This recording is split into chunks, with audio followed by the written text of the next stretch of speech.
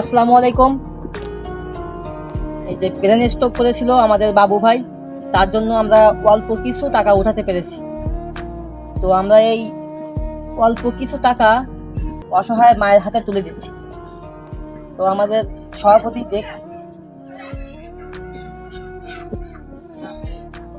তিনি হলেন আমাদের ধান কমিটির সভাপতি, আমাদের প্রিয় ভাই, তিনি খুব অসুস্থ।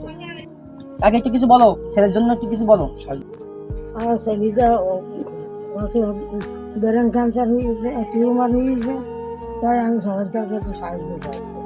বলেন। খুলনায় 250 ভর্তি, তাই আমি সভাপতি বলিলাম তো কিছু টাকা দিতে, আর বলি তো আমার চেষ্টা করতেছি। আমার আপনারা সবাই একটু দয়া করলে আমার বাচ্চারা আল্লাহ ভালো হবে। আপনারা সবাই এই অসহায় মায়ের দিকে তাকিয়ে হলেও কিছু করার চেষ্টা করেন, হয় ভিডিওটা শেয়ার করেন, না হয় সামান্য কিছু উপহার দেন আমাদের। ধন্যবাদ।